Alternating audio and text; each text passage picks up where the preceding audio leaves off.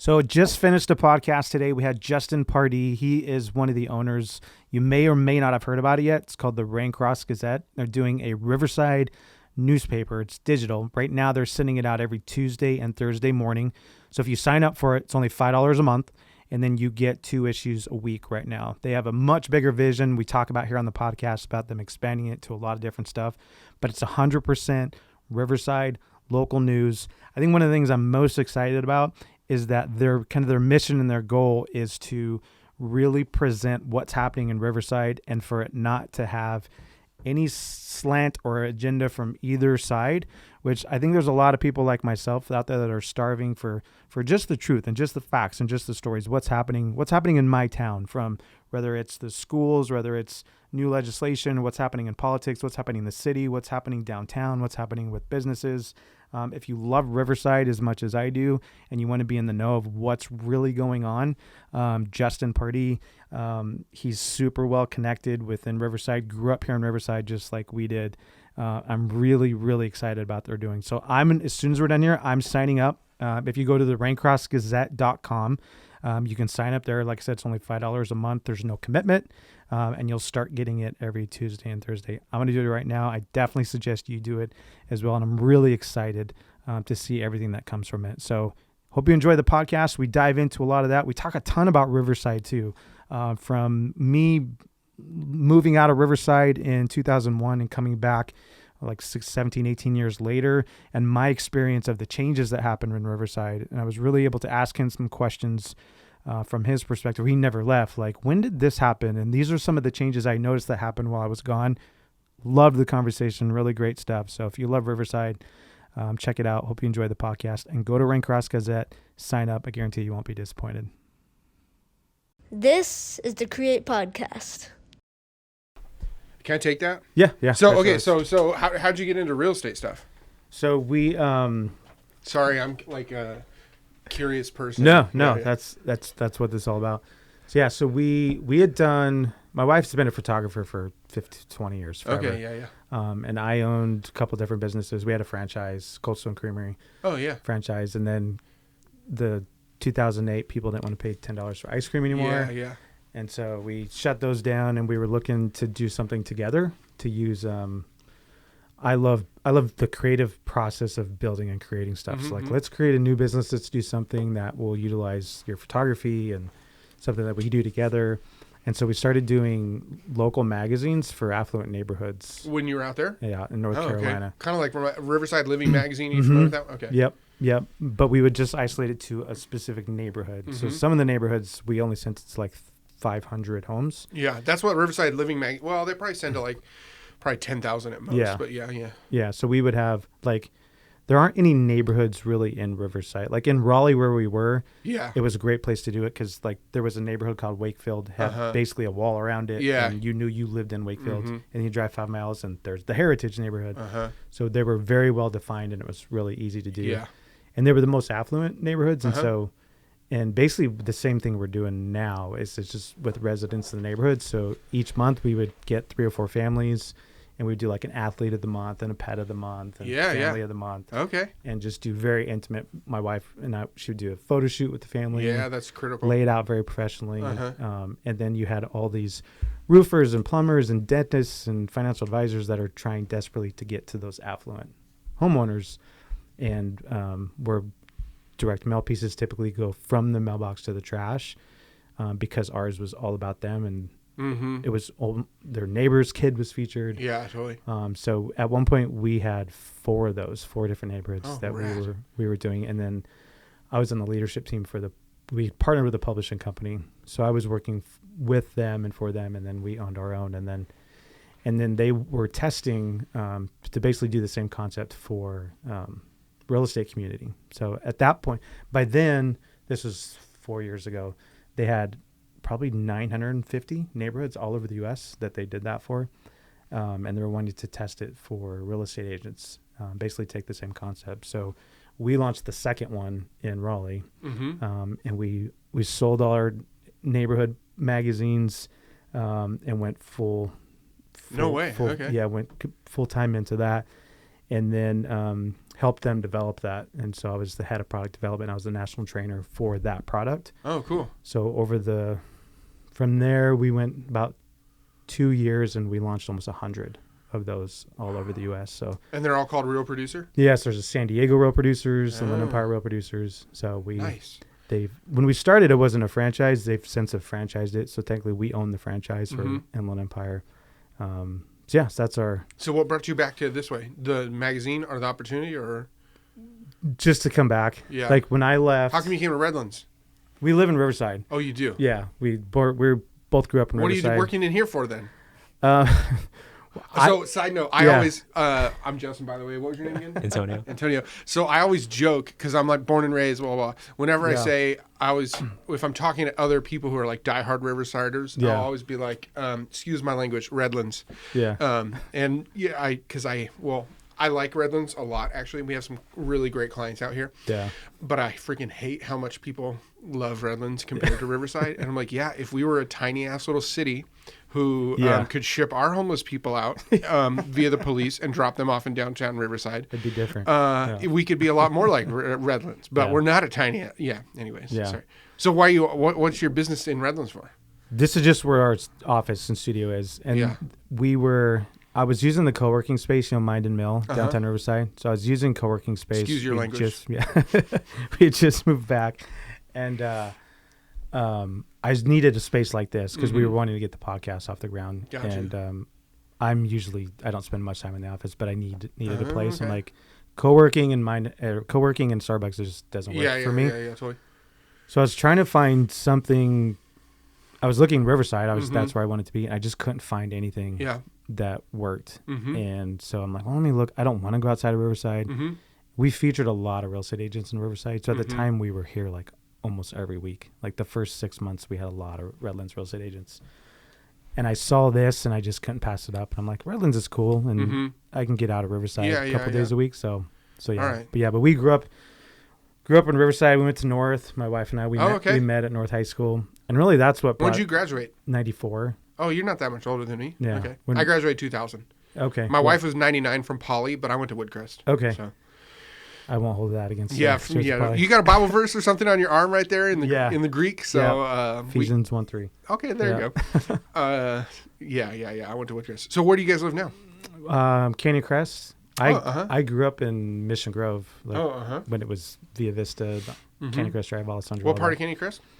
I grew up. We had a house on Via Vista, and then we up Canyon Crest, Wilding, over by Taft. Oh yeah, Elementary up there. That's where I grew up. Got you. But I left to go to school in North Carolina in 2001, and I was like, all right, I'm gonna go to school for 4 years. I'm gonna come back, and then life happened, and I started my senior year of school. I started a business and married and kids, and it was like 20 years later. I'm like, I want to go back home, and so we had a small window where we knew that we could start here, come here and start the magazine. So it's just talking to my wife, like, now's the time. How long you been back? Year and a half. Oh, no way. Yeah. Oh, rad. Yeah. So for me, it was like, it never stopped being home. Like my brother lives in Riverside. My parents are in Corona. Gotcha. You live off Via Vista still? We're over by the town center, that area. Okay. I grew up in the Wood Streets my whole life. You know where the baseball fields are by the hospital? That's where my backyard was. Those baseball fields, like like right by RCC. And then we moved, or my wife grew up 2 blocks from there. And then I now live in Victoria Woods, like right across the street from Poly, in between Poly High School and the Country Club. So, where'd you get that coffee, by the way? That's a great area. At Molino's, sorry. Oh, Molino's. I was like, I know Augie's is not existing anymore. And then I had Molino's at downtown Riverside this morning. Yeah. I love coffee. I always have at least one a day. But like my dessert thing, is chai tea. So I've gotten them all of those. Have the best chai tea I've ever had. I had 5 coffees so far today. If you can tell, that's why I came rolling in here hot. So I had a 4-hour-long Zoom meeting for the Riverside Chamber of Commerce. Yeah. And then I jumped straight out of that into another Zoom with down Ward 1 council member in Redlands or Riverside. Yeah. I literally walked into the office this morning with 3 coffees And then we had one like 10-minute bathroom break, and I ran from my office down to Molino's, got an iced latte, and then I did that again at the end of the. So I'm like wired up right now. Yeah, no, it's good. All right, sorry, I'm super inquisitive, and that's what. Are you from Redlands? No. Yeah, but I live in Riverside. You do live in Riverside. I went to UCR. Yeah. Oh, you did? Okay, all right, cool, man. What's your name again? Antonio. Antonio. Dang it. Sorry, I suck. Yeah, and do you run the media empire? Is that the pretty much? Yeah. Got you. He's the man. Got you. So what'd you study at UCR? Film. Yeah. Oh, rad. Okay, cool, dude. Mm-hmm. I was a film student at RCC, and then I was like, I don't know if I can make this work. So then, anyways, I graduated Cal State San Bernardino. Oh, you did? I feel like every time I said Cal State San Bernardino, I've howled like a coyote. Yeah. That's where my wife went. She did? She loved it. Yeah. Like, honestly, okay, I freaking loved RCC. I went there for 3 years. My dad was faculty there as well. And then I freaking loved it so much. Then I went to Cal State San Bernardino. I was like, dude, I freaking love it here too. I loved it. So my wife always talks about, because she did most of her work there, and then she moved to Washington, and she ended up graduating University of Washington, but she did. Well, that's way more prestigious than Cal State San Bernardino. Yeah, but she did most of her work there, and she often says that she enjoyed her time there. Oh yeah, more. dude, it felt like awesome. she actually learned. It was more. wild. Both my mom and dad went to Cal State San Bernardino for a little bit of a time too, which is like wild. So it's crazy. I'm excited about what you're doing with the Raincross Gazette, right? Yeah, Raincross Gazette. Yeah. We're super excited, especially with being Riverside, because like talking about us moving back here, we had so many people on both sides, because we were super well connected. We were in North Carolina. We were on that magazine for 3 years, and we actually knew a handful of people that grew up in Southern California that were there, because there's a ton of transplants in Raleigh. So on both sides, people were like, "Why are you moving back to California?" And then like, "And why are you moving back to Riverside?" Yeah. And like I've lived outside of Dallas for a couple of years. I lived outside of Boston for a couple of years. I lived in South Carolina. I lived in North Carolina. I've at least been to almost every state. Yeah. I did humanitarian work for a couple of years before I went to school, in between high school.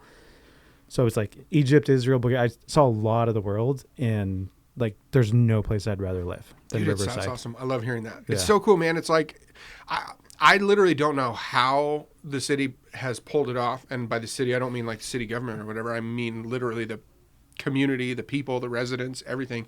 It feels like a small town, even though it's really, really big, you know? And when you live in Riverside,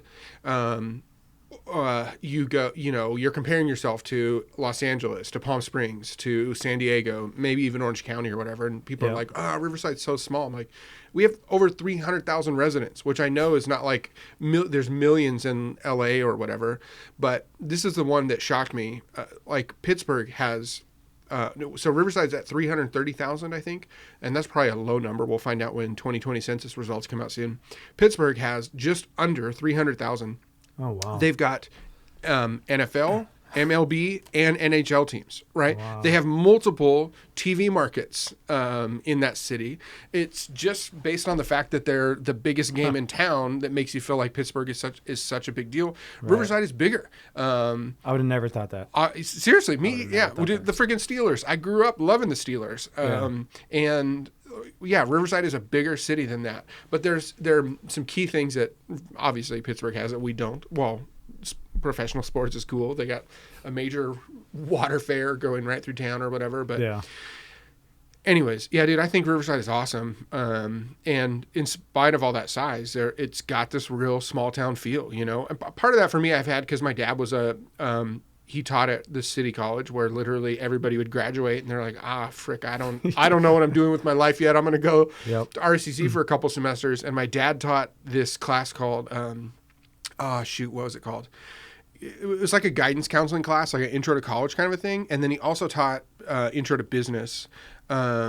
So a lot of people took his classes were like prerequisites or whatever. So it's so many students. And because of that, like anytime we'd go out to dinner, like we go to Pizza Hut or whatever, and some other family would be in Pizza Hut and they'd come over and be like, "What's up, Dr. Pardee? You know, and they'd maybe get emotional because my dad was an awesome, awesome, awesome teacher. And I don't know if it was that part of growing up in Riverside that made me feel like it's such a small town or what, but it just has a super, super small little vibe to it, you know? And my wife and I, like, we're married, we've been married,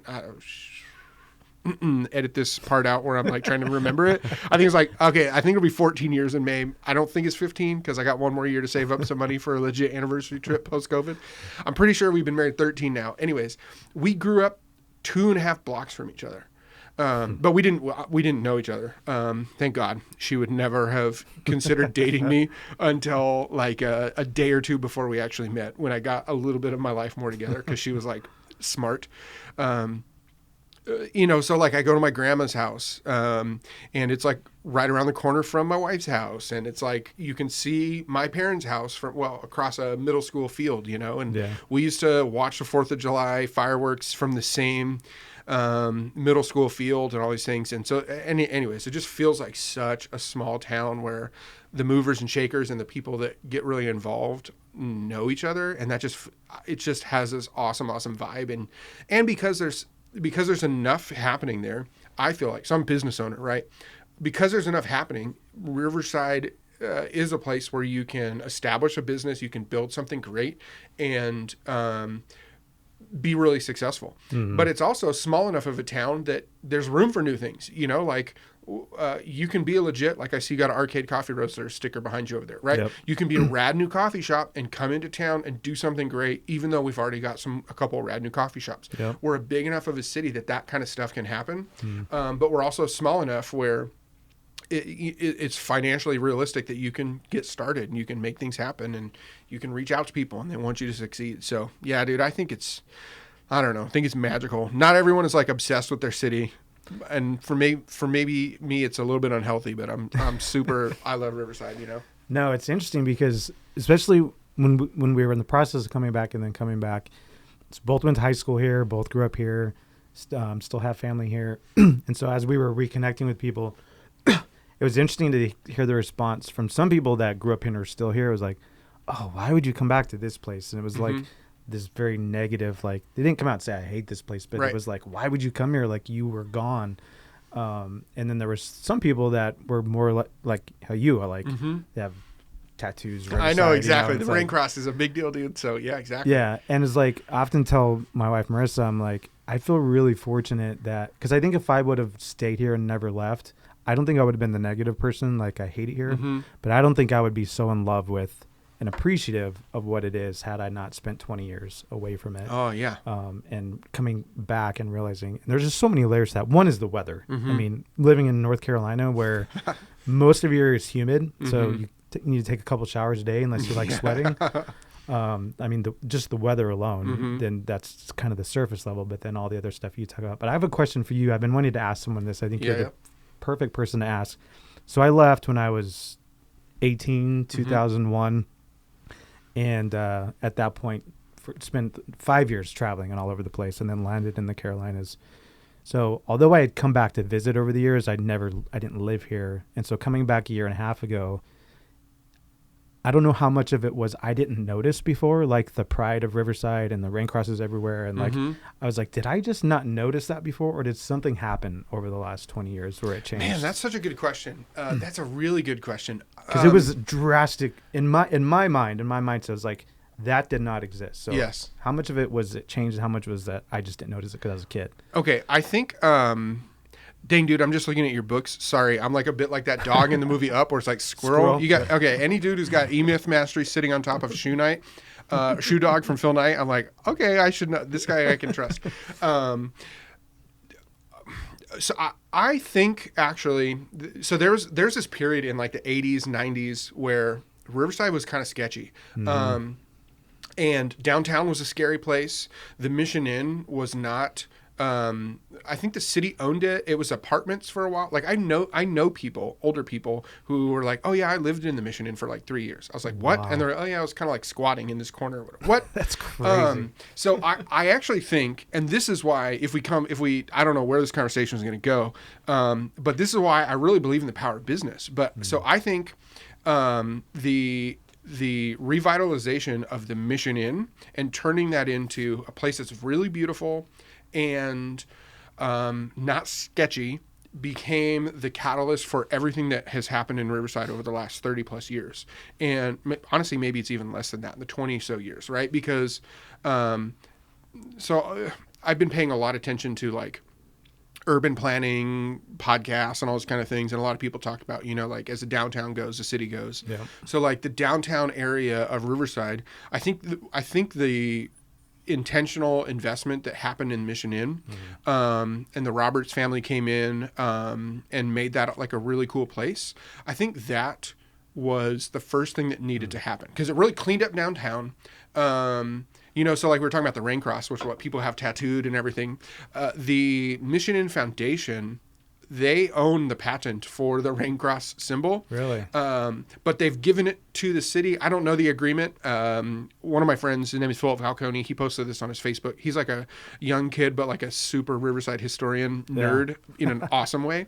If you hear this, Philip, you know I meant that as a compliment. He posted the original patent or whatever, but it's shared with the city, so the city can use the Raincross as the logo and symbol at no cost. Kind of like how New Orleans has the fleur de lis. The city uses it, but also it's like the New Orleans Saints logo on the side of their football helmets and stuff.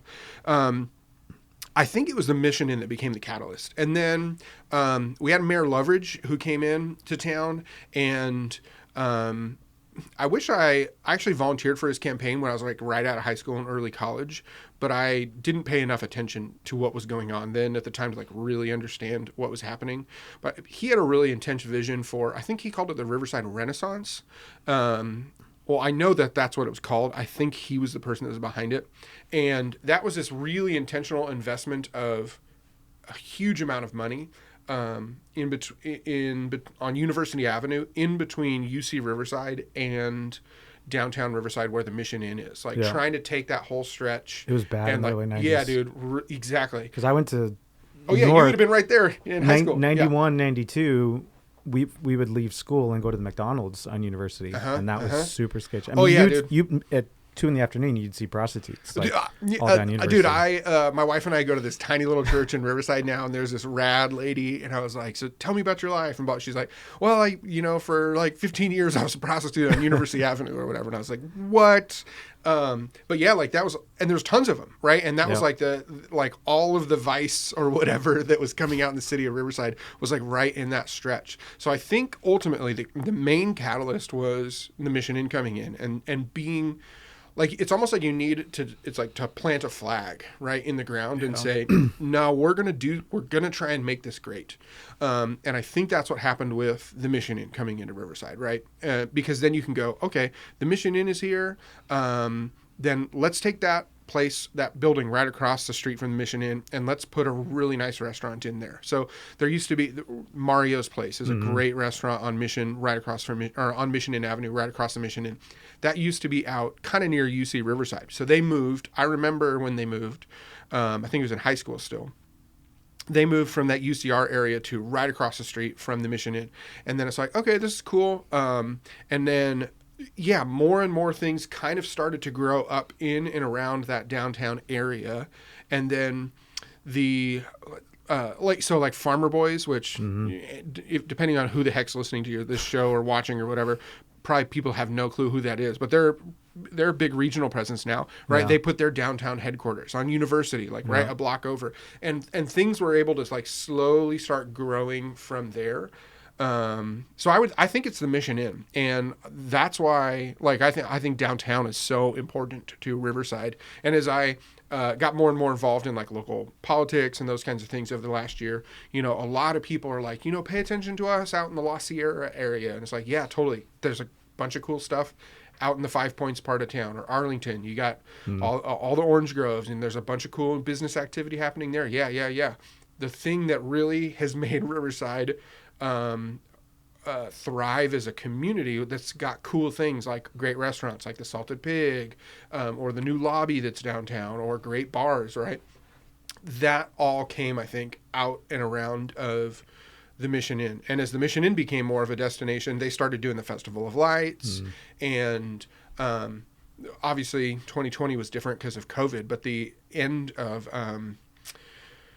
every single year is like millions of dollars of tourist money comes into the city of Riverside. So my friends and I, or my business partners and I, we opened an axe throwing venue downtown Riverside. I saw that. That was okay. You? Yeah. So we opened that. was in there, right? Yeah. They had a coffee pop up in there. I saw so we that. opened that up in the Festival of Lights 2 years ago, and we made a good chunk of change. But more importantly, I learned a lot because I was actually I'm a bearded, thick dude. I lost a little bit of weight here, but before that I even looked more like a dude who just walked out of the mountains chopping wood down or whatever. So I was standing out in front of the door with my red flannel holding a little hatchet trying to get people to come inside and throw axes and give me money so I could buy my kids Christmas presents. And I was talking to people, where are you from? And people would be like, oh, we drove up from San Diego. We're here from Temecula. We came out from LA. We spent the night at the Mission Inn or whatever. They're all doing this because they want to have like this magical Christmas experience. And over time, the investment that happened in the Mission Inn created this destination. We've got to go to it. Almost like, Anaheim. What the heck kind of a city would it be if Walt Disney didn't say, like, this is where I'm going to put this theme park? You know what I mean? Like, it would just be a tiny little city.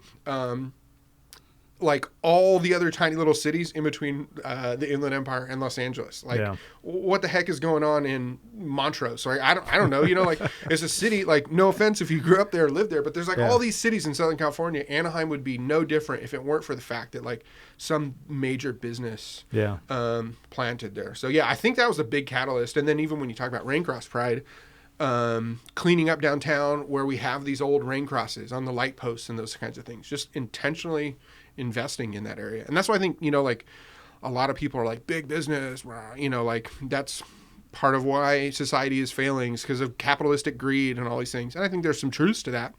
But also, like, intentional investment from business-minded people is really how we move forward and get to a place of progress or whatever, Yeah. So no, that makes sense. And sorry, dude, I'm a rambler. No, I grew up as a talker. My dad was a professor. You like get me going, and so just like throw something at me if you need me to shut up so you can ask me the next question. It's all good.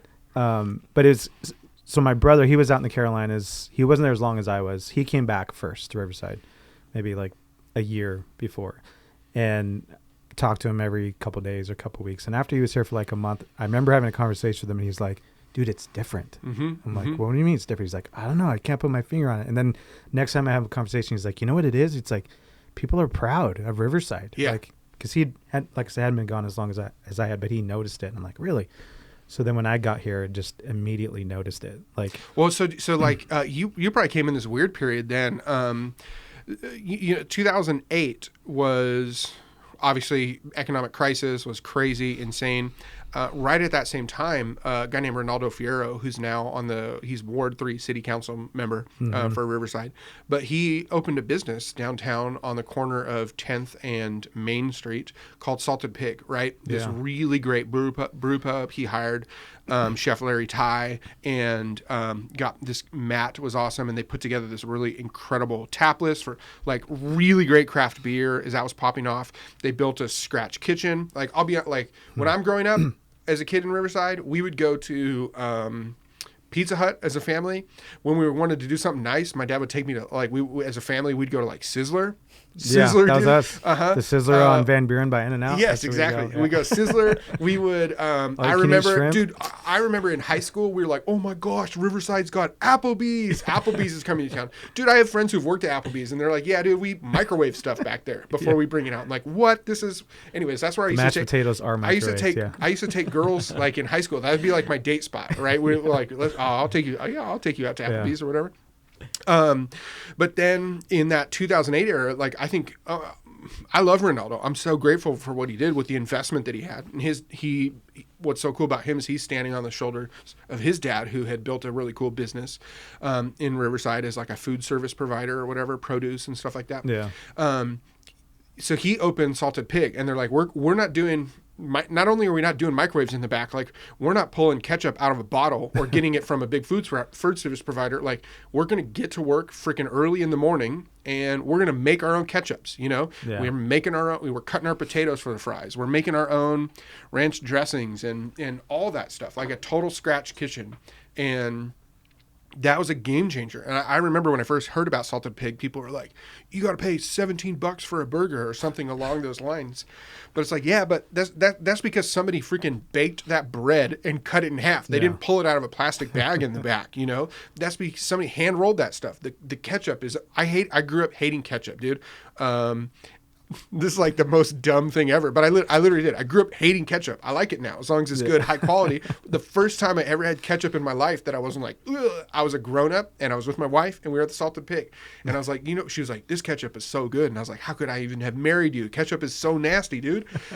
She's like, you got to try it. So I did. And I was like, dang, this is really, really good. And then that gave other people the idea of, you know what, let's try something. Like, let's build on top of that legacy. So, you know, over time, like he created a really cool bar called Wolfskill. There's another new restaurant that opened up downtown Riverside this last year called Lobby. I don't know if you guys have been there. Haven't been there yet, but I've heard all about it. Unbelievably good. Yeah. Nobody knows about it. It's so good.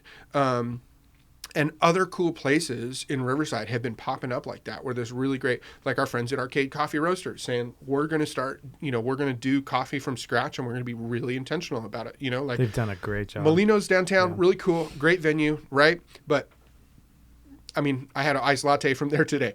They're pulling their syrups out of a bottle. A place like Arcade comes in. They're like, yeah, that's great. We're going to make up syrups and we're going to come up with them and we're going to literally make the syrup ourselves. So like you go to this random place in a sketchy part of town, right, a block from North High School, and they're like, you want a vanilla pine latte? And you're like, what is a vanilla pine latte? Yeah.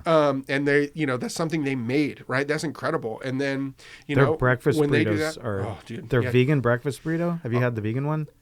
Okay. I'm not vegan, but they didn't have the regular one, so I got the vegan one, and it was amazing. When we started our company, there's a developer who gave us a little bit of office space. Honestly, dude, our office was like probably the same size as this room, and there was 5 of us when we first started. And then we moved out of there into the back of Arcade's shop. We subleased from them for about a year. Okay. And that was the year where they did not have their brisket brekkie burrito. And I was like, what is this garbage? I got to be eating the tofu or whatever it was. But yeah, dude, their stuff is just absolutely incredible. The grits even. And then other places like popped up. Now my new favorite place, coffee shop, just because I moved and my commute's a little bit different. There's a place called Condren, which is right by the Riverside Plaza across from, I don't know if you know where the post office is by the plaza. Yeah. Condren Coffee. It used to be a gun shop. They had this big old sign on the top that says seen we it. buy I've guns. driven by, Oh, dude, it's so good. So good. Yeah, really, really good. So like you start doing, you need somebody to like spark, to lay that flag down. And then from there you get to invest. And then over time things get better. Eventually the Fox Theater had its rehab. And now there can be, like Jerry Seinfeld came to Riverside like a couple years ago, you know what I mean? Yeah. And then you can have a big act like that who will perform at the Fox Theater and then go give him the presidential suite at the Mission Inn because he's a big deal celebrity or whatever. Like, I'm sure that's the room that he's getting. That all that stuff is like, it's like a snowball effect of like slow and continual investment in the city that creators, like this show all about creators, right? You need somebody who's going to go first, who's going to plant a stake and is going to like say, I don't care what it is. I'm going to commit to this, going to make it happen. When they do that, they start to have a little bit of success. And then it's like those sharks, they can smell the blood in the water, right? Your other creators who maybe wanted to, but didn't have the same risk willingness that the first creators would have. Or maybe it's not the same risk willingness. Maybe, honestly, I don't even know. I got to look into like what's Dwayne Roberts, the guy that owns the Mission Inn. How rich was he before the Mission Inn? Probably real rich. I don't know. I'm gonna write that down. Okay, I mean do some research before the show. So maybe for him it wasn't about rich. Maybe he just had so much extra capacity to come in and invest. But then all of that stuff builds and builds. And so my office is downtown, right next to City Hall, where the Martin Luther King Jr. statue is. There's one other office in our building because it's mixed use, retail on the ground floor and then apartments above us. Yeah. That guy, he's a developer. Or the other guy who has an office in our space, he's a developer. His name's Andrew Walker, and he grew up in Riverside. I think he went to Arlington, or maybe he went to North. I can't remember. But his dad had a business, or his grandpa had a business downtown. So he used to grow up loving downtown Riverside. And he just made a commitment. Like, I'm going to be here in Riverside. I'm going to stay here and I'm going to grow over time. And he was a civil engineer and leveraged and built his skills up. And now he's doing really incredible development projects, right? Helped we got a really nice new Hampton Inn that's downtown, 2 blocks from the food lab by the Fox, right? Yeah, he made that project happen. There's a new thing coming. It's still like in the entitlements, like working it all out with the city phase, but it's called Riverside Live or Riverside Alive. And it's at the end of Main Street down by the convention center. They're going to expand on the convention center, do a new 14-story business building, put this outdoor covered skating rink area, and there's going to be awesome. Wow. And that's him, right? And here's what that was. Like, he's a Riverside guy, kid who grew up here, loved it, and then just kind of made a commitment. Like, I'm going to keep continuing pouring back into this city. Or, I'm obsessed with Patricia Lock Dawson, who's the new mayor of Riverside as of November 2020. And, she grew up here in the Greenbelt off Victoria Avenue. And I think she has 4 brothers and sisters, and all of them kind of went to college and then left to go pursue opportunities. And she's like, she left for a little bit to be a park ranger and stuff, but came back to Riverside. And then as she started to have a family, she's like, I would like my girls to stay here, So she said, what do I need to do to make Riverside a place where they stay? Well, it needs to have more affordable housing. It needs to have a better quality of life, which cool things to do. It needs to have better job opportunities, all those things. And anyways, creators make it happen. Mm-hmm. And there's like a trickle down or a snowball effect, I think, of once you get some momentum going with creation, it's easier for other people to jump on board and create and do new things, So for sure. Yeah. And that's really the kind of vision behind this podcast is to, like, for me personally, I get most excited, like I said before, about the creative and process of building and creating something. Like, and it's funny, my wife and I, a few years ago, we had been married for a while, and we had a conversation, and she's like, I finally figured out kind of like what's been the problem. Not that it was a big problem. Yeah. She's like, you get to like 3/4 of the way and you've already done all of your part in it, and you're on to the next thing. And I'm like, what are we doing? So it's almost been somewhat to our detriment at times. Is like, I love that process so much. So we were thinking about doing a podcast. I'm like, I want to hear other people's stories of like, what did you create? What did you build? How did you do it? Why? What was the process? Because not only do I love doing that, but I love hearing other people's. And because for me, it's been so many things that I've done, or even an idea. Like, I very rarely have an idea that's unique or original. I mean, there's only so many things we can do at this point in the world. Everything is like, a remix, dude. Yeah, everything's a remix. So it's like, I'll see something, I'm like, oh, like, that's amazing. But if you do it like this, or you do this to it and you add this to it. So really with this podcast, wanting it to be focusing on Inland Empire. Most people are from Riverside and Redlands because that's where we're connected right now. But yeah, that's the vision. Because like you said, that's the spark that will inspire the next person to do that. That's going to affect that. Totally, dude. And being gone for like 20 years from Riverside and coming back, it was just amazing to see the difference. Totally. It's like, not that people were getting a ton of tattoos in the 90s when I was here, but for sure they weren't putting Raincrosses on. I know exactly. Riverside. Well, you know what's so funny? This is what. So I've talked about this with one of my business partners a whole bunch. Like, I'm sitting here looking at your hat, right? You got the LA on your head. I'm like, what is it going to take for like that? This is the vision I have 20 years from now. Is like, I don't know if it's going to be the Raincross or R or whatever, but like, how can we get that amount of pride? Because what's so cool about LA is like, we're here. If we were to get on the freeway right now, it would take us an hour and a half to get to Los Angeles proper. Yeah. And that's even with like lighter COVID related traffic. You know what I'm saying? Yeah. Like, if we were to get on any other time of the year, it could take even longer to get to LA proper. But you see LA hats all over the place where we're at, because there's this huge sense of pride around that. And what's interesting is like, Redlands people or Ontario, Upland, Colton people, they don't have like this Riverside thing, even though Riverside County is a part of what they're at. And like, that's a goal that I have is figuring out how can Riverside be a source of pride and I don't know, like identification, right, for people who live in, even if they don't live in the city proper, but live in the area. Yeah. So that's like a goal that I have. I think it's going to take a lot of work, and honestly, maybe a professional sports team. We'll see. Yeah.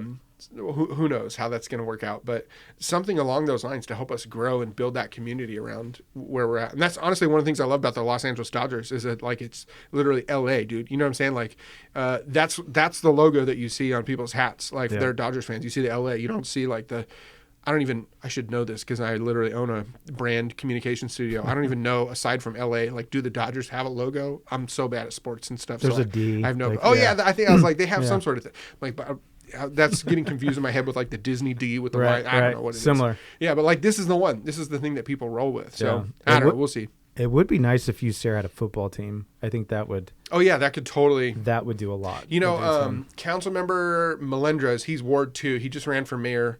One of my favorite things that he's really worked on is to try and get us a soccer team. And get a field, I think where the field that he's been trying to get it built is in, they call it the north side of Riverside, off Main Street, the other side of downtown. It's actually, they had the AYSO soccer fields was where we would play soccer when I was a kid. It's kind of off the 60 freeway. Yeah, the main AYSO Columbia. fields? Yeah, that's those right, old ones. I played at those Yeah, fields, exactly. So I think out there is where probably the biggest place where you could build something like that would be.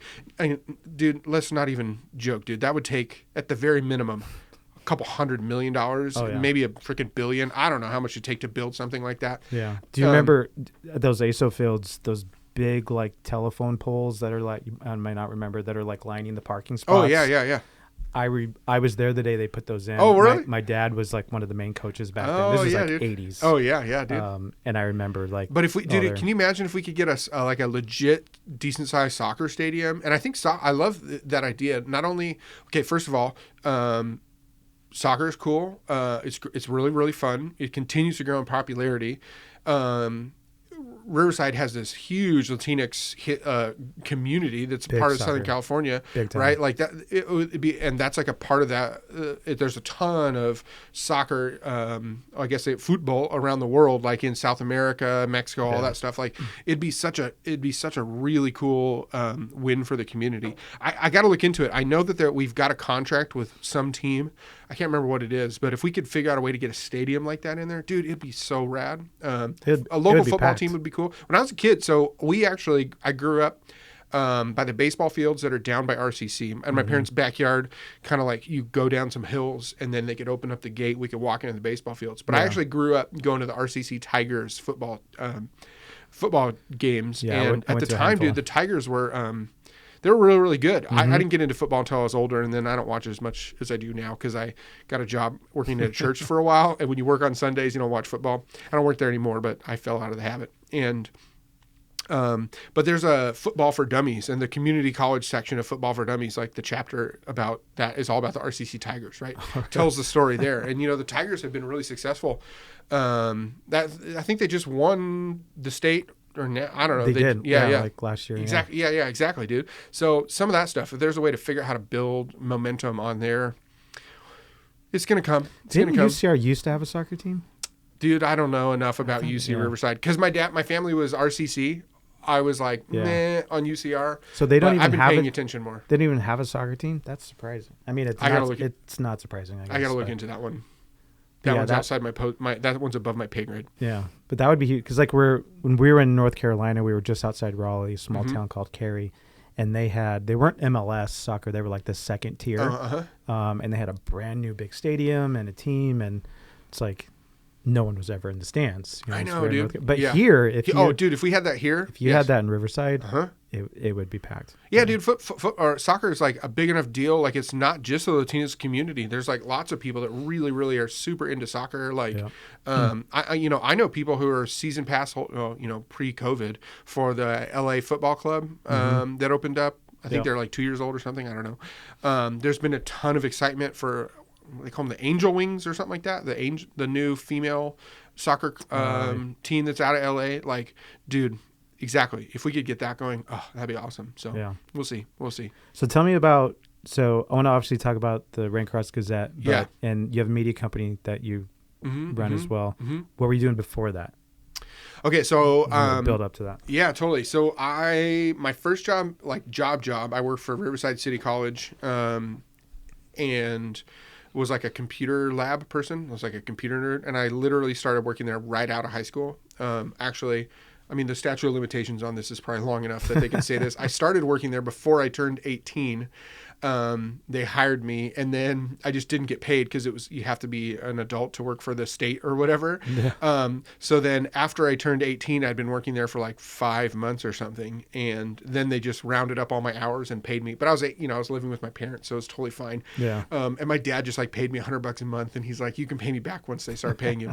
So I did that. And then through there, I learned a lot about computers. I was already kind of a computer nerd, grew that up and started teaching workshops and stuff for faculty on, this was like before, everybody, even non-COVID times, every faculty has class online, right? You go through a tool called like Blackboard or Canvas, and all your stuff's online. That's how you turn in your assignments.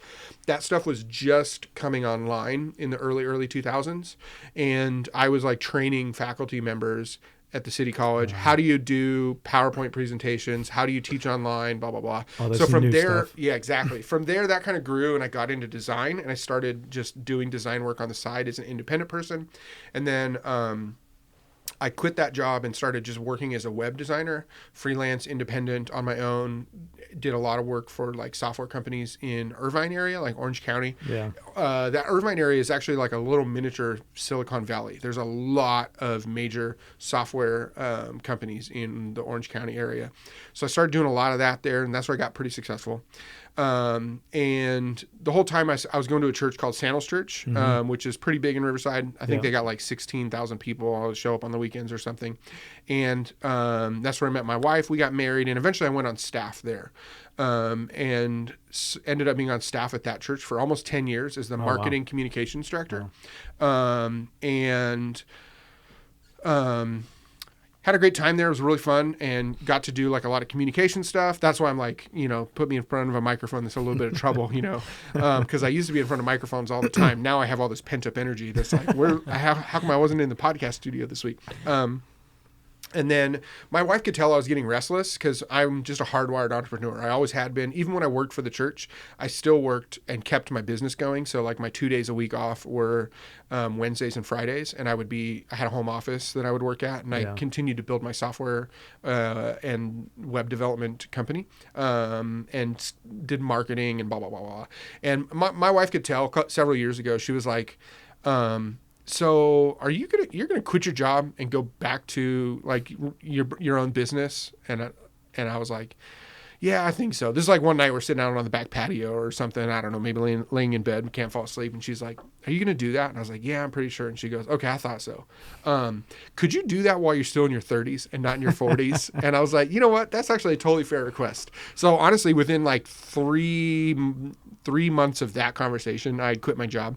And I quit with 3 of my coworkers. So I was the marketing communications director. My business partner, he was my boss at the time, the creative director of the church, our operations, and we have other business that's run by 2 rad ladies that also worked with us in our department. We all kind of quit our jobs together and started a new business, and we run a creative and communications agency, and basically build other businesses, right? So like what we're doing with Raincross Gazette, we're building a business, and we want to see that run, succeed, and thrive. Yeah.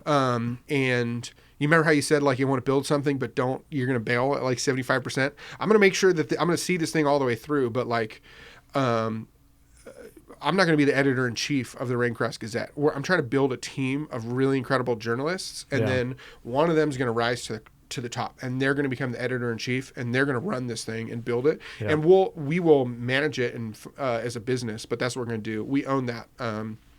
Axe throwing place I was talking to you about, that's shut down now because of COVID, although we're working on some stuff with another great spot downtown that hopefully we can get a permanent venue for that going. Nice. We have so many other businesses that we want to create that we're just like slowing down. But in the meantime, we do communications and creative strategy, design work, brand identity, all that stuff.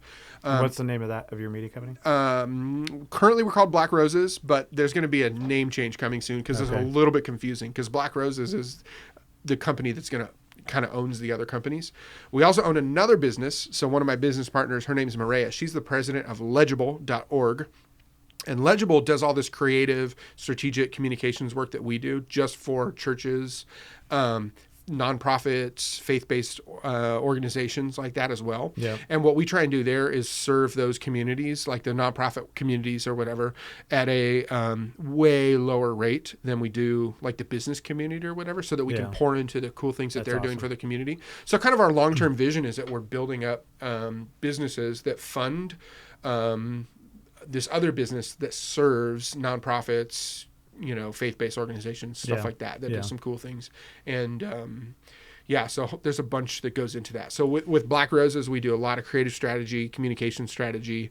We love doing like our wheelhouse, like the place where we're magic is in this idea of helping create brands that can be a foundation for a business, right?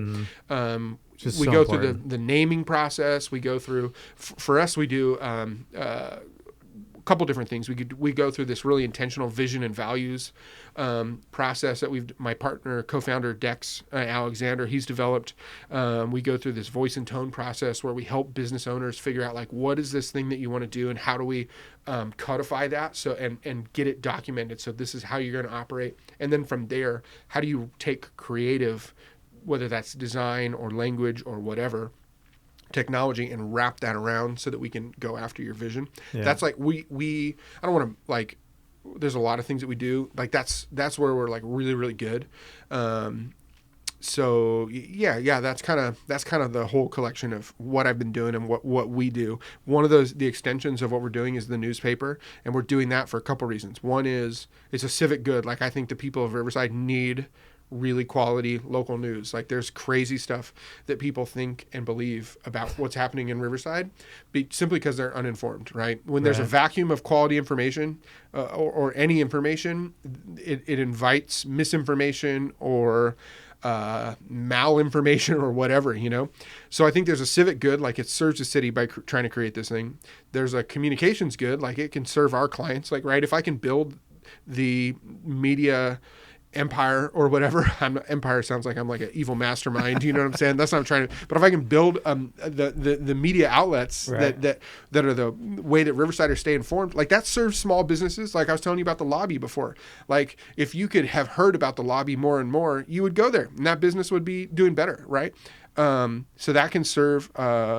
That's good for us. Like as we have more clients, we can be like, hey, let us help you build your business, do the identity design, et cetera, et cetera. Guess what? We can also run that. We can promote you in these channels.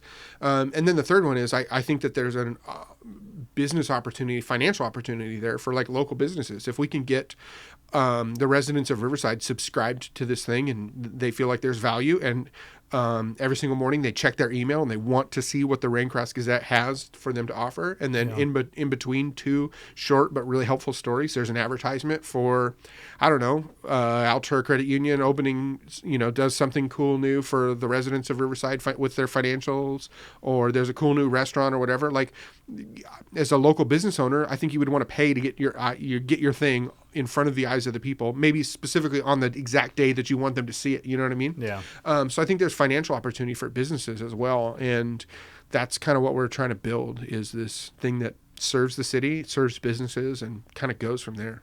So right now you guys are doing twice a week, right? Yep. Tuesdays, Thursdays? Yeah, Tuesdays and Thursdays. We got one person that's she's part-time right now, and I'm hoping. So getting into news is tricky, dude. Like it's tricky. To just ask our insurance agent. Okay. We're trying to do everything by the books. You know what I'm saying? Like get insurance for the new company and all those things. And we're having to, make some changes there. Starting a news business is tricky. And what we want to do though is grow over time. Right now we've got somebody hired part-time, and the reason I was saying it's tricky is we're trying to directly tie the size of our business or the size of the newspaper to subscription revenue.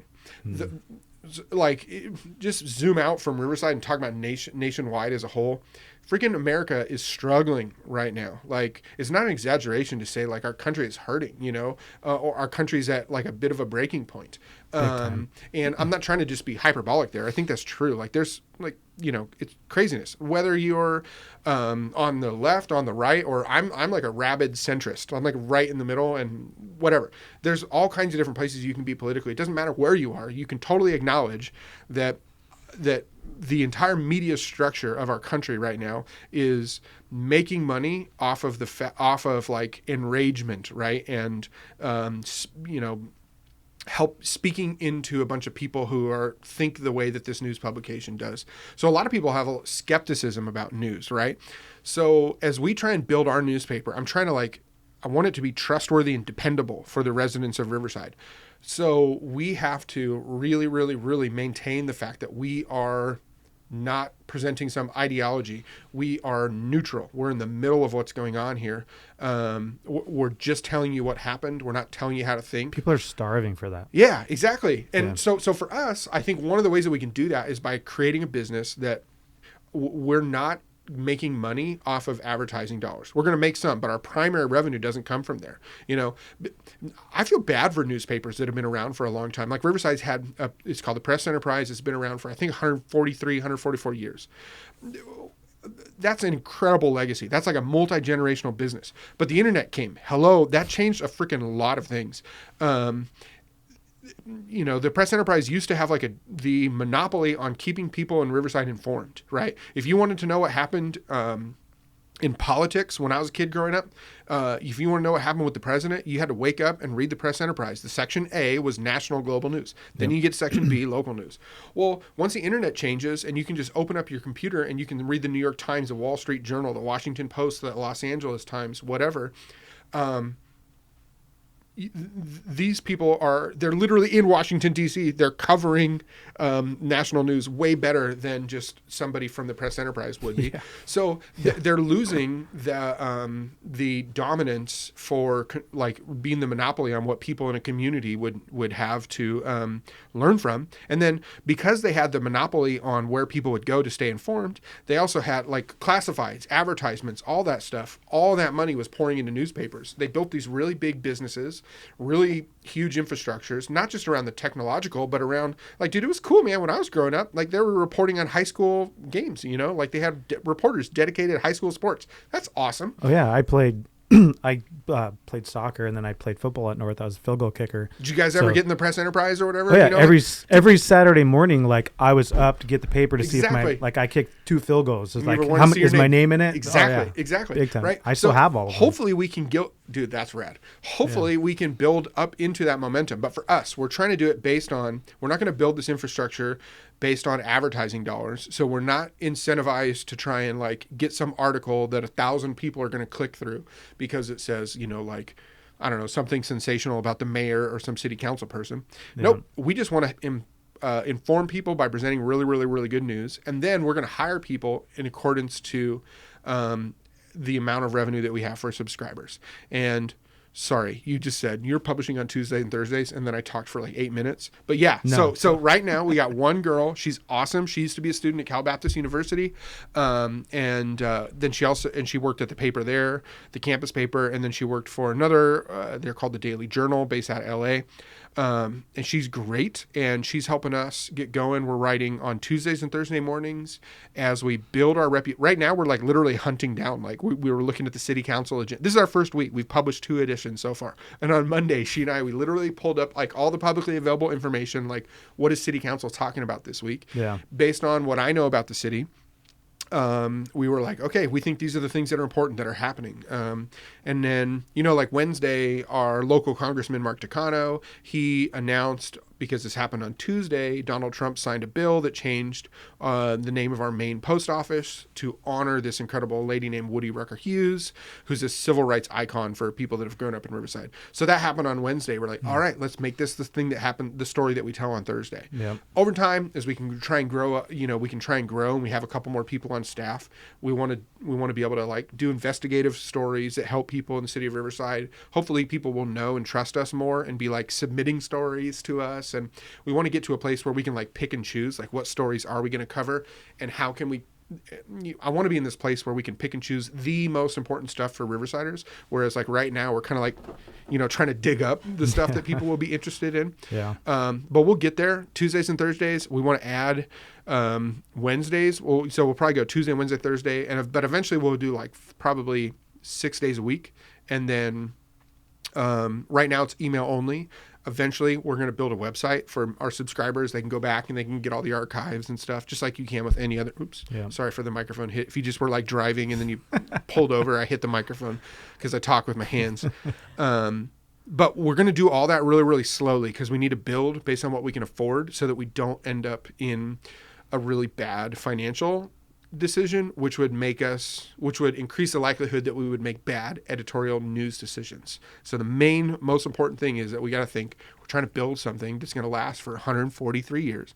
The way to do that is stay neutral, stay middle, build trust, become the most dependable, reliable source for people who care about what's going on in Riverside, and build on top of that. So we're going to play a long, long, long game. Yeah, well, it's so smart because I think the quickest way to compromise your mission and the heart of what you're doing is to overextend yourself and then be forced to do something that goes against your mission or your heart. Totally. That's super smart. And I mean, that's just, that's what happened to, I feel bad for, like, I love the press enterprise. Like I grew up kind of being like, maybe I could be a reporter for them someday, Sadly, they did not adapt and evolve. The leadership didn't understand what was going on.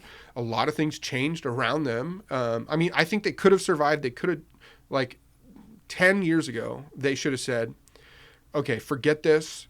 Forget trying to do what we've been doing. We need to double down on what we're doing. We're already losing money and we've had to lay off all these people. Let's make some real hard decisions and let's whittle our team down and let's stay local and focus on local. And they could have they could have figured out a way to make that work. They didn't. Yeah. Totally fine. That was their leadership prerogative. So that's what we're going to do. We're going to stay local. We're talking about Inland Empire creators.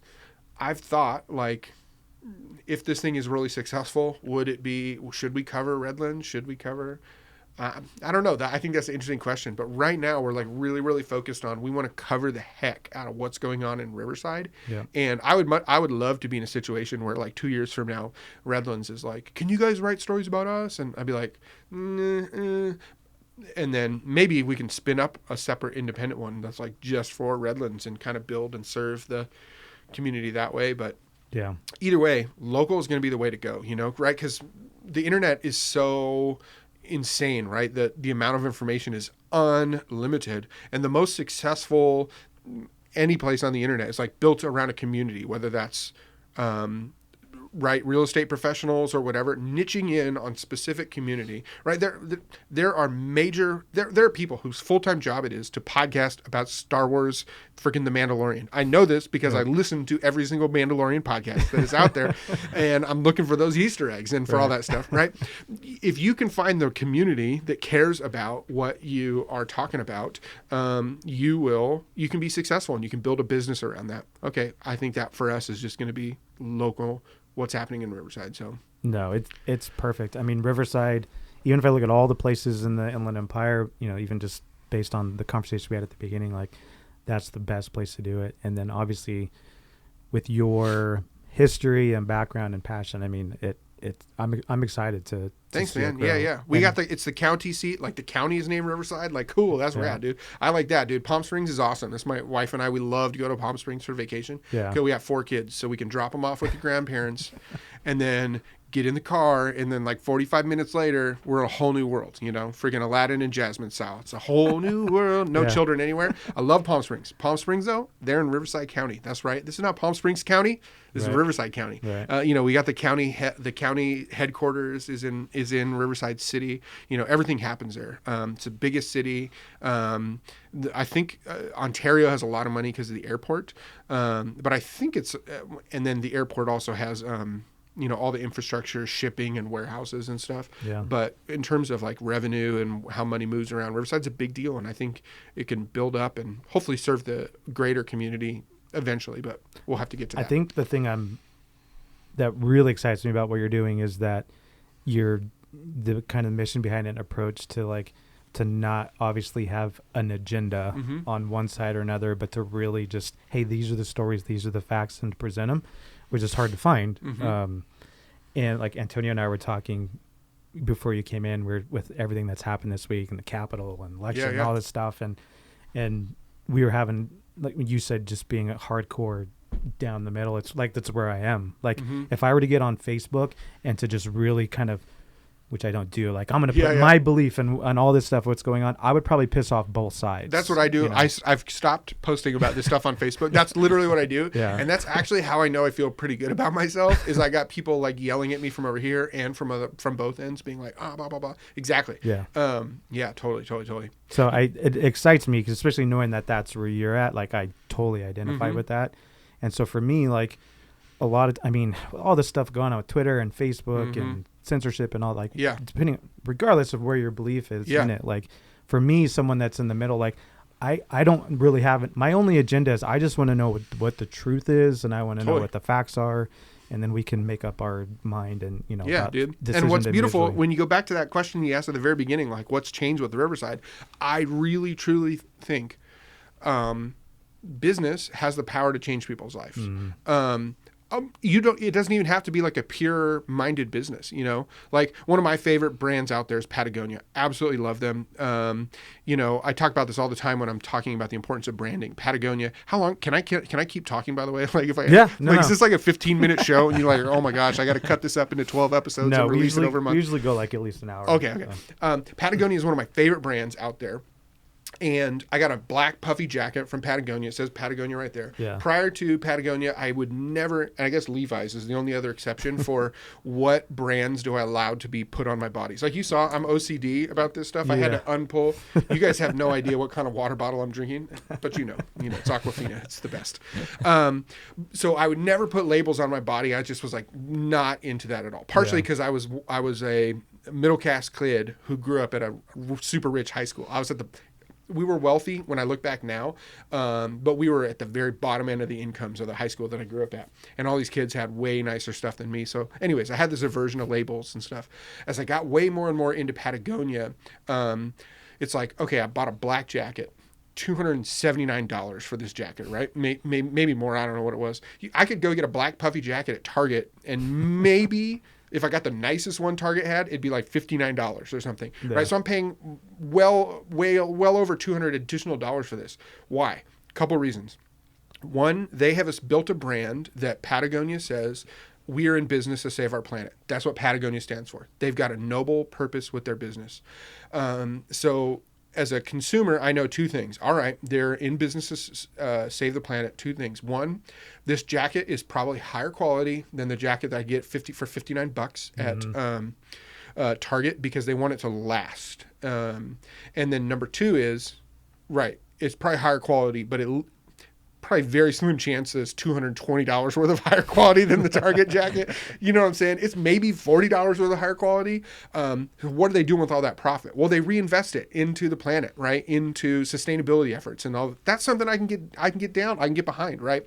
So they're a business that I would consider like they've got a clear vision. They've picked a fight. They've said and when they picked a fight, like, dude, they literally, some of the Patagonia stuff, you look inside the labels and it says, vote the bastards out or something. Like, and it's like, because they're like rabidly against climate change deniers or whatever, because they're such a global environmentally focused company. Anyways, they're a company that, like, I think that what they're doing is noble and good, right? The Mission Inn. They weren't setting out to save the planet when they started the Mission Inn. They were trying to make some freaking money by taking a dilapidated building that had some cool historical character, investing in it, turning it into a hotel, and cha-ching, earn on that. Robert's family has been very successful making money off of that investment, right? They're trying to buy cheap and then make some money. Yeah. Not necessarily the most noble of intentions, but guess what? It's completely changed the community and the environment. It's changed the quality of life. It's given, it's created a really great downtown environment and a place for me and my family to go walk at Christmas time in the city that we love and live. It's given me, it's created the place where really nice quality restaurants go for us to have date nights, right? I really think, as long as it's not like, some businesses obviously can be detrimental, but I really think businesses can improve quality of life. And that, I think, is part of what can happen when you're talking about, building something that's neutral. Just tell the truth. Yes. And that is the foundation for building a business that can, both financially and then also by getting rid of the vacuum and putting actual truth out there, it can eliminate some of the hate, the tension, the fighting that happens. And like, listen, if there's going to be division and political sides, let's leave that crap at the national level. Yeah. We don't need to have that kind of hatred happening here in the local level, right? Our issues, we have way more in common as Riversiders than we do different. Let's look past ideologies and really, really look at what's the common ground here. You know, like, I think you can be like a more conservative leaning person and get excited about business development happening in the city of Riverside. And you can be a more liberal leaning person and get excited about those, because both of those can create the context for addressing homelessness in the city. You know what I mean? Like, doesn't matter where your ideology comes from. There's actually some middle grounds on issues that are really specifically happening locally that, anyway, what I'm trying to say is if we get the truth out there, we eliminate the vacuum, because the vacuum is where all kinds of BS happens. And that's what I'm trying to do, is like, see if we can get rid of that vacuum of information. Yeah. I mean, I see it really being a thing and a source that could bring people together, you know, that, dude, that totally. We have this common agenda. We live here. We're invested here. Our livelihood is here. My identity, everyone's to a certain extent, their identity is wrapped up in here. Yeah, dude. So, yeah, my big challenge right now, I'm trying to, it's like, we just launched. How do we get the word out? How do we get more people to know about this?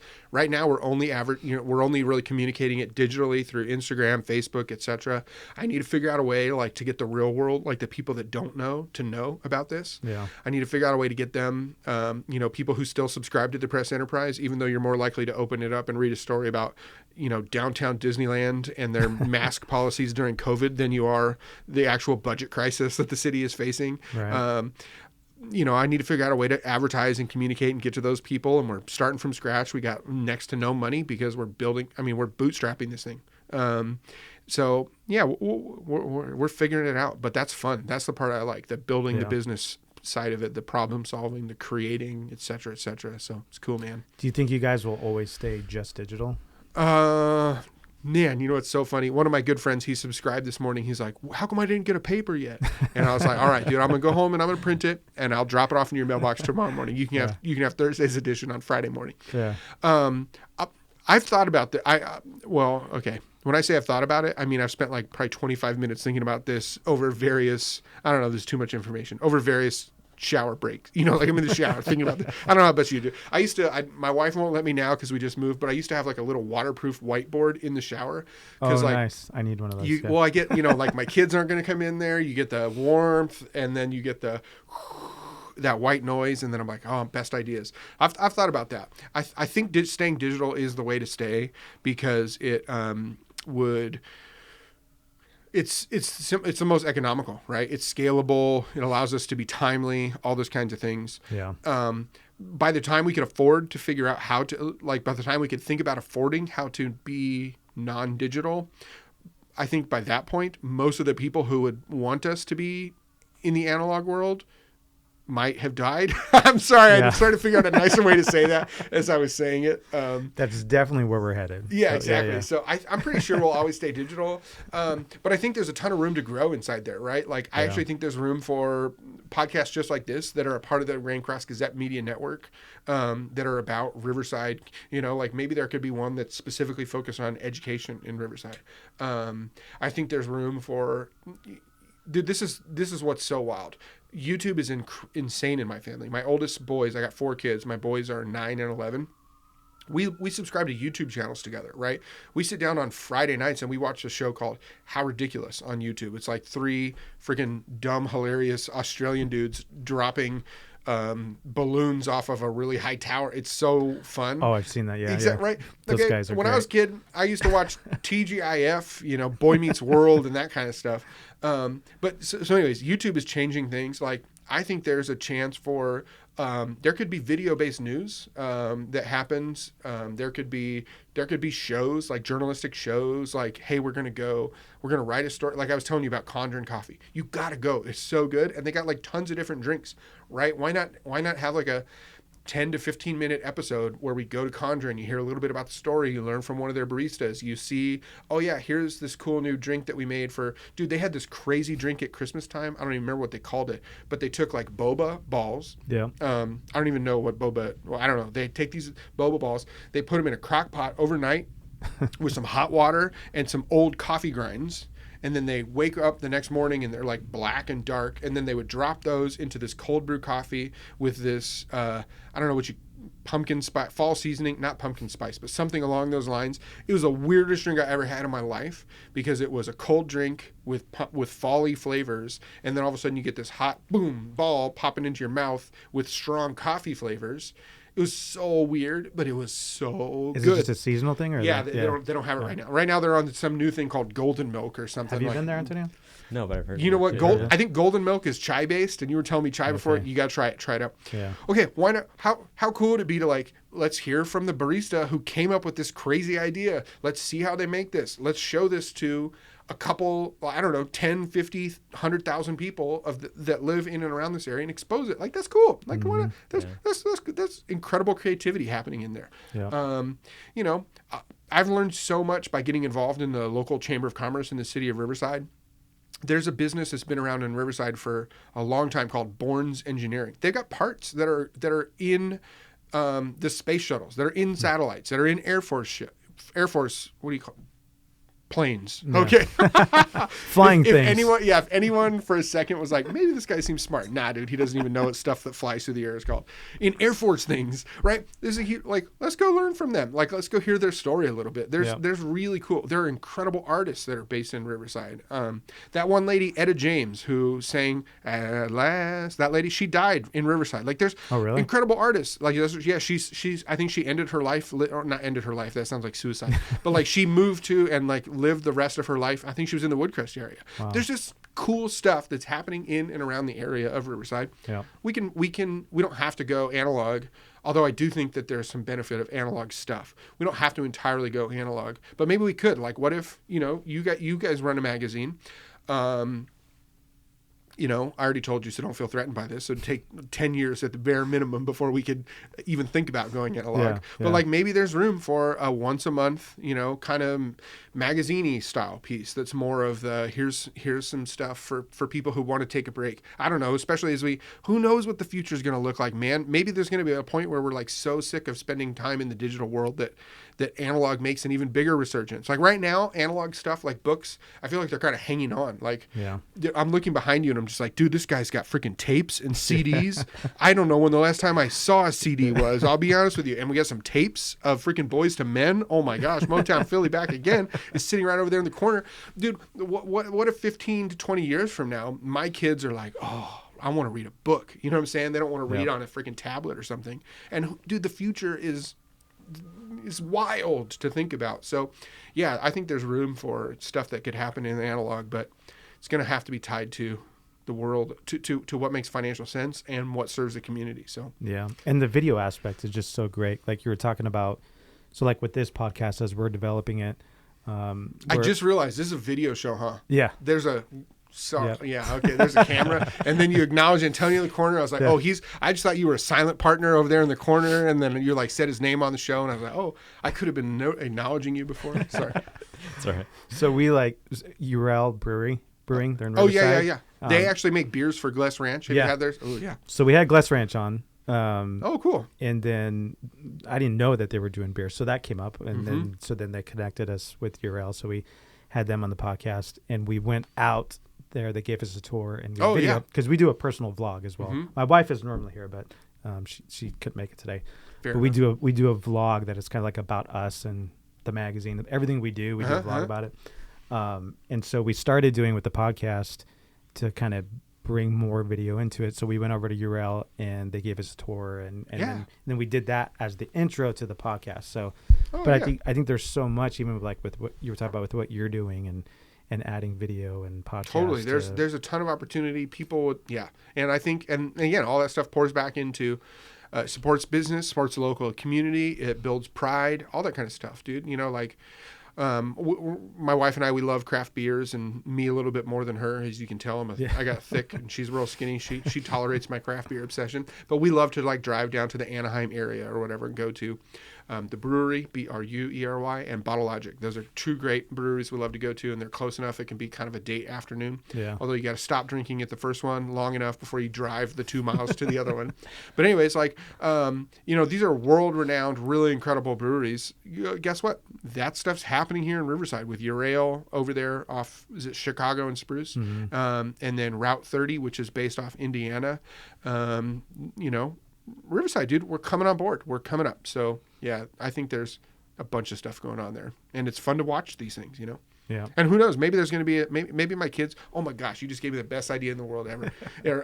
What if I could create this big enough media empire that my kids could grow up and their job could be dropping things off high stuff like those Australian dudes. Yeah. And it's just like maybe we would just be dropping things off the UCR bell tower that's there in the middle, and that's like comes out on every Friday night. And I'm going to go home and tell my sons that this is the potential idea I have for them, and they'll be like, "Yes, Dad." All they want to do is be YouTube stars. That's their dream. Oh, I know. That's how our kids are. Like, I remember, because at one point we were running 5 magazines out in North Carolina, and within the publishing world, like, we were one of the top publishers nationwide. And my kids didn't give a crap about what we were doing.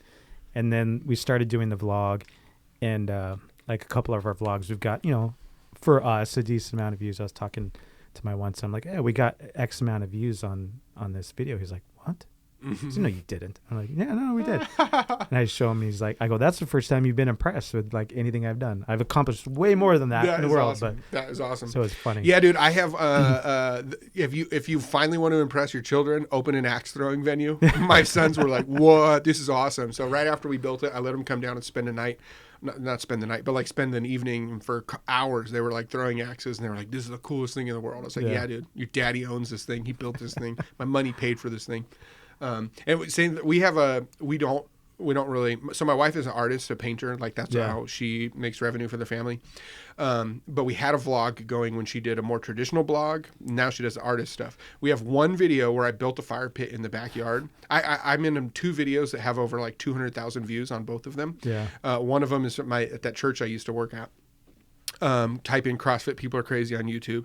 And then the other one is just us building a fire pit. And dude, every single day I get emails from like 2 or 3 new comments on this video. And I don't even pay attention to them anymore because I don't even live at the house where I built there. Yeah. And people are like hating on the fact that I built a fire pit in the middle of a backyard that had wood chips all around it. And I'm like, "God, okay, fine, friggin' fire inspector. I didn't realize that's what I was doing when I was posting this video on YouTube." Yeah. But those 2 videos alone are like my kids' favorite things in the world because it's like our family has a little bit of success on the internet, dude. They just want to be famous. That's awesome. How old are your kids?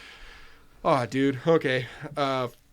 4, 6, 9, and 11. 2 girls at the bottom, 2 boys at the top. It's awesome. Yeah, dude. And then I'm a bit of a chubby. When I used to have hair, it was brown hair, chubby brown hair, and my wife is a skinny blonde. Yeah. And then I got a little mix of that for each of our kids. You know what I'm saying? One of the boys is like me, one of the girls is like me, and then one of each of them is like their mom too. So, yeah, 4 kids. I'm like you with the ages because like we have 6 kids and all the. You got 6 kids. Yeah, Dang, you are handsome. That makes sense. All the birthdays are like at the end of the year, so like from like June to January, all the birthdays. Oh, yes. So like we go through the birthday season and most of them are back to back. So for a while, like our oldest 5 are almost, they average like 15, 18 months apart. Mm-hmm. But there's like a window where they're like, well, I used to be able to say, well, we have a 6, 7, 8, and 9-year-old and a like 2-year-old. Yeah, dude, that was my favorite one. 2, 4, 6, 8. That was easy. And then we go through birthday season and it's like, some of them have moved and so it's terrible. Dude, I'm so jealous that you have 6 kids. I wanted more. We really thought we'd have at least 5, but then on the way to Kaiser with baby number 4, my wife started using some real strong language with me, talking like my dad, who was a sailor. And I was like, okay, I can see that we're not going to be having any more children here. And she was like, you can adopt a baby and all these other things. I was like, okay. So, and then you know what it's like once you've had enough babies, and then my mom's mom was there. Oh, this is going real weird on the podcast here, but we're in there. We had the 4th baby. My mom, my mother-in-law, and my sister-in-law show up. At this point, I'm literally just wasting oxygen in the room. It's like, get out of here, Dad. Yeah. The baby's fine. So I just like start wandering the halls of Kaiser, and I was like, where do I go to get a vasectomy or whatever? And they wouldn't let me. I was like, can I just do this while I'm here? My wife's busy. Yeah, like, I'm not doing anything right now. Like, no, sorry, sir. You got to watch you got to take a class. You got to go on a waiting list. And I was like, all right, okay, fine. So, yeah, we're no more for us. But dude, I'm jealous he got 6 kids. You're like walking down the halls. Where's the vasectomy room, Mike? That's just walk in. Dude, that was literally what I was doing. I found it, and then the office lady was like, she's probably right. But she was like, "Are you literally?" I think she probably thought we should give this guy a vasectomy because he's so dumb that he thinks he can just come in here and get one. They're like, we normally don't do this, but come on. Yeah, exactly. But we can. You're so dumb. You should not have any more children. But yeah, I thought it would seem like really good timing. But then it's very good. My wife was like, "Wait, what? You tried to do what when you left the room?" She's like, "I thought you were getting me coffee and a salad." No, I was trying to get fixed. You're like, hey, good news, I got you coffee and I got cut. Yeah, exactly. and there'll be no more children and you can be at peace. So, yeah, whatever, we tried. Yeah, it's our oldest is 21 now, which is crazy. Oh, wild. But it's like you go through those different phases of, it's like we had a bunch of babies and then we had a bunch of toddlers and then a bunch of preteens and teens and now we have a bunch of almost adults and that's the weirdest phase for sure, is like 21 and then we have a 20-year-old and 18 and 17 and 16. This morning I woke up and I was going to get up and go for a walk, which I've been doing in the mornings, and I try and get up out of bed by like 4:45. But this morning I woke up and my 6-year-old daughter was in there snuggling me, and she just was like so soft and like in my arms and always there, and I was like, this is nice. And then I was like, I'm just going to literally sit here, lay awake for the next 35 minutes and enjoy this, because this is probably the last handful of times that's going to happen with her. And then I'll get a few more of those with my youngest daughter. So I was like, I just need to be present and enjoy this moment of my beautiful sleeping daughter snuggling me, because one day she's going to snuggle another dude that's her husband. You know what I'm saying? So I want to hug her and enjoy her. And yeah. Being a parent's pretty awesome. Yeah. Well, like as soon as you become a parent, you have the people that are further down the road from you and like, it goes by fast. And you're like, yeah, I believe you. But then you start to hit those milestones. You're like, oh yeah, it really does. Mm-hmm.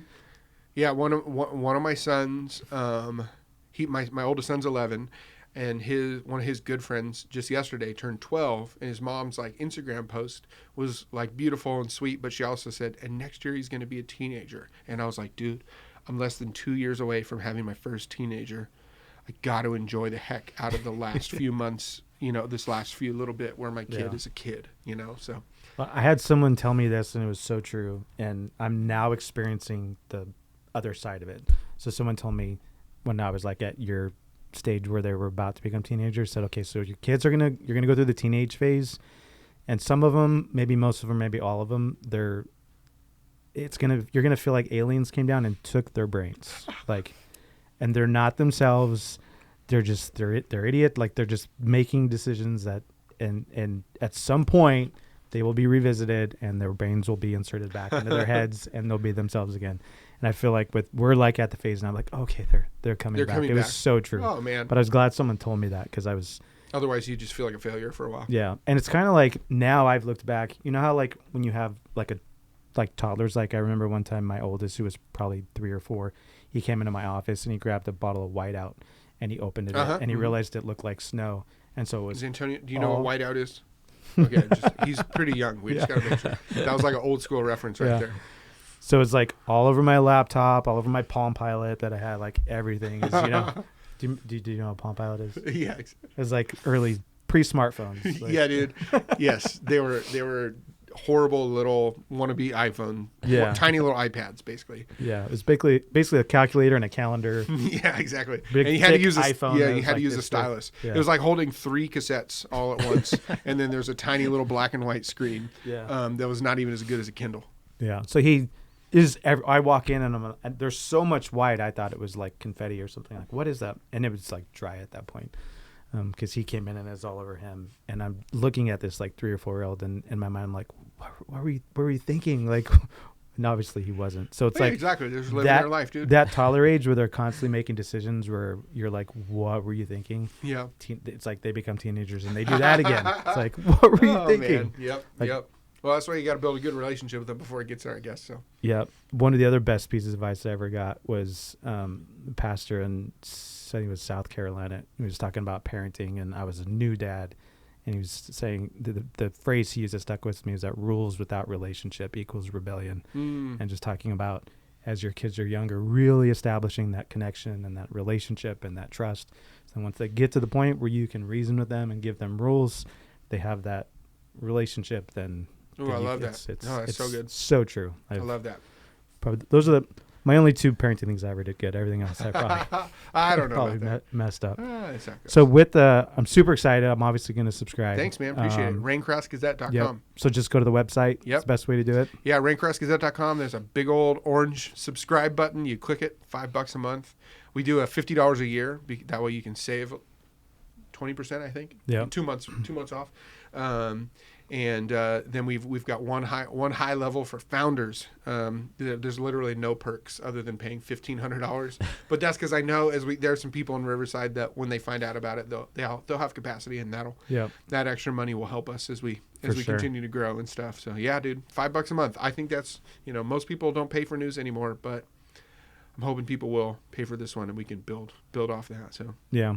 Do you think, as you kind of look at expanding what you guys are putting in it, do you foresee ever going into like sport, like with the press enterprise and what they I'd love like to do sports that. Heck and yeah, all dude. that? Yeah, dude. I mean, dude, how awesome would it be? Do you ever watch the show Friday Night Lights on Netflix? That the Clear Eyes, Full Hearts, Can't Lose. Like, dude, yeah, dude, if we could, why not have like I'm not really a sports person, but what if we could have like a dedicated sports for local students and you can, when we talk about creating jobs and opportunity and stuff, like, let me get some rad student who knows media or whatever from UCR, from RCC, and let me build a tiny little crew around them, and let's go. And let's not just record the games like with one camera up at the top of the football game like this, but like, let's get down and let's get in and let's embed ourselves on a Friday night in the middle of the Ramona Rams football locker room, follow the guys around, get in there, and then let's turn that into like a 12-minute montage of a thing like that. That'd be awesome, dude. And that is, help establish pride. I was telling you about the LA Football Club. Like, I follow their YouTube channel, and they've got some real cool short little videos. We would love that. Yeah, as soon as we can afford it, we're gonna go there, dude. We're gonna cover all that stuff and create that content that builds the pride in the community, that shares stories, and and help kids feel really, really successful, feel proud of the things that they're doing while they're there in high school. And if they can feel like their community loves them, their city loves them, like, maybe if they have to leave to go to college or sports or whatever, maybe they'll come back and invest, like I know there are a couple like Major League Baseball players that live in Riverside, and when they're not in season, they're here. That's good for us. You know why? Because when they buy stuff, or, let's just be real. If their wife stays, right, because most MLB is all dudes. But when they buy things, they're buying it in Riverside. So we get the tax dollars, which means our kids' schools get to be better and all that kind of stuff, you know? I know that there's a couple of like retired football players that live in the area. There's a couple, man, I need to know sports a little bit better. What's that guy? He's on the Clippers right now, but he just gave all these backpacks away. Either of you guys know anything about basketball? Dang it. Not really. Oh, dang. Not current day. They just gave they gave backpacks to every kid in Riverside Unified School District. LA Clippers branded, and yeah, he went to King High School, grew up in Riverside. There's a couple, there's some like really cool sports. But anyways, what I'm saying is, if we could do that while they're in high school and then help create this affinity for them in Riverside, then they're going to do what you did. They're going to come back. They're going to grow up. They're going to start to be successful, and then they're going to realize they're unsatisfied where they are and go back. Like LeBron, like he's got this soft spot in his heart for Ohio, not enough that he wouldn't come to LA because that's where the money and the fame is, but that's all right. We're close enough to LA. You can go big, be successful, and then just come drive home to Riverside every night. Or more accurately, have your driver drive you home to Riverside when you're a pro sports player. I'd love that. There's so much, like my head's just spinning of all the stuff you guys can do. I'm so excited to see it grow. Yeah. And with the sports and the schools and just tying all that in and past, like you said, past that, like Adam Kennedy, I graduated with him, played for the Angels. And Chris Claiborne was in the NFL. He was a couple years younger than me at North. So there's a handful of not too distant past professional athletes that are still in the area too. Totally. Yeah, man. Listen, I'm going to be shameless right now. If you're listening to this at all and you're in Riverside, please subscribe and tell somebody, because we're at the stage of the business where every single subscriber helps. I need a couple. Well, that's not right. I need a couple hundred more, and then we can add on one other person, and then I won't kill the person that's working and doing all the writing, and then we'll be able to provide even better, and it'll just get better and better and better. So that's the beautiful part about being tied to subscribers, is the more we get, the better it gets. And just like Costco, right? The more members Costco has, the better deals they can bring you. Same thing with us. The more members we have, better news we can provide, the better service we can provide the city, and then hopefully that pays off. Like I'm not leaving Riverside. I'm gonna die here and be buried here. So I'm playing a real long game, and whatever happens now, it's gonna pay off down the line. So yep. So go to raincrossgazette.com. Raincrossgazette.com. Yep. And then you'll get an email every morning. Every Tuesday and Thursday. And as soon as we can, we'll hit you some other days as well. Cool. Thanks, man, so Dude, much I for appreciate coming having out. me on the show. Yeah, absolutely. Boom. Look forward to everything to come. Indeed. Missionary work for 2 years. With what? Youth with a Mission. Oh, yeah.